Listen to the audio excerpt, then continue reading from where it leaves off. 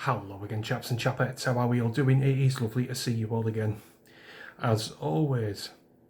Tonight's video, guys, is going to be somewhat somber, maybe depressing to some people, I'm not too sure, but it is something I want to speak to you guys about, particularly the males who subscribe to my channel and maybe come across my content. This one is actually for you. Now, what spurred me on to make this video is the sad passing of Ricky Hatton over the weekend. Ricky Hatton being an ex-professional boxer here in the UK based out of Manchester. He was found unresponsive and unalive in his Manchester home, and I just want to go through what's being said about the cause of death and how this can possibly be avoided in the future. Now, I just want to stipulate, my friends, this is not concrete evidence. This has not been officially confirmed. These are just mere rumours and what I think has actually happened to the poor chap. Now, in the past, in some interviews, Ricky has talked about his struggles with drug misuse and thoughts of unaliving himself. That's why I'm going down this specific avenue. I personally think that's what's happened to the poor chap. He's just another name, another man added to the ever-growing list of particularly celebrity men, men who are out in the public eye, people who walk down the street and get stopped all the time and ask for their pictures, stuff like that. Because we've got the chap out of Linkin Park, we've got the chap out of The Prodigy, Gary Speed, the ex-footballer, he went the same way. The actor who was in Kill Bill 2, I think he did the same. Robin Williams. I mean, there's a whole host of men in the past who have gone down that avenue of unaliving themselves. And I just want to talk to you guys about how we can avoid this in the future. Because basically, if you're a man, particularly, like a man's man, like sounds a bit corny and a bit cheesy, an alpha male type chap, you don't usually like to show your feelings and your emotions to your friends or your loved ones or your family because you think it makes you look weak. I'm one of these people. I very seldom cry, particularly in front of my wife and kids. It just doesn't happen. I think I've cried in the last 30 years twice, and that was with the passing of my nana and the passing of my granddad. Before that, I think I was about 15 when I broke up with my first girlfriend, but I was young, impressionable, all that kind of nonsense, full of hormones, so I contributed to that. I bottle things up. I don't like talking things through with friends, loved ones, or family. Now, lucky for me, I've gone 42 years without having to have those feelings of wanting to unalive myself. Touch wood, I hope I never do. But I really have to stress this to the chaps out there who are struggling.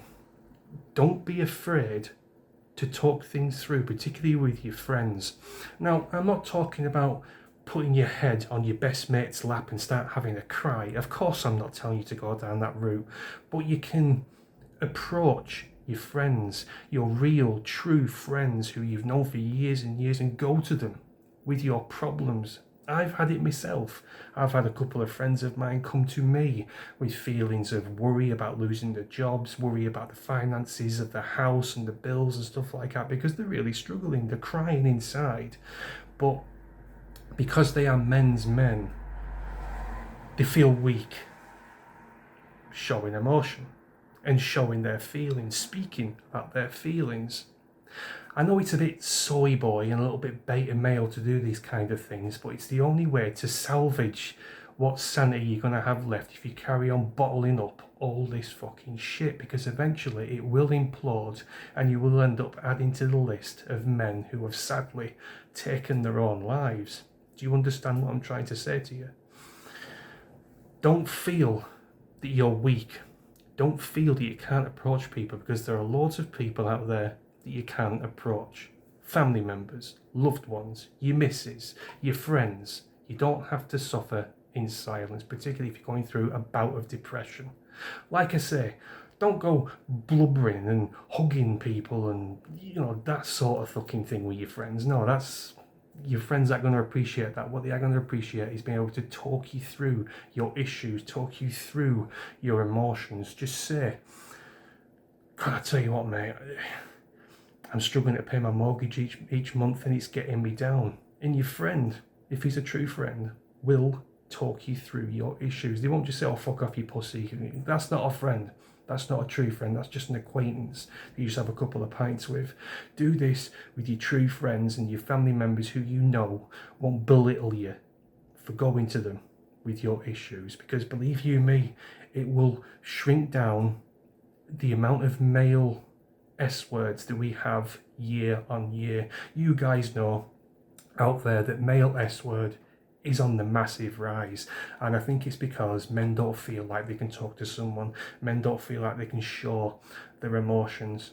Like I say, you don't have to be a sissy about it. You don't have to go blubbering on your friend's shoulder, you know. Keep a firm upper lip if you want to carry on that pretense of being a man's man. By all means, just talk. Don't bottle shit up. Don't be like me. Show your emotions. Shed a tear. If you want to do it by yourself, do it by yourself. That's fine.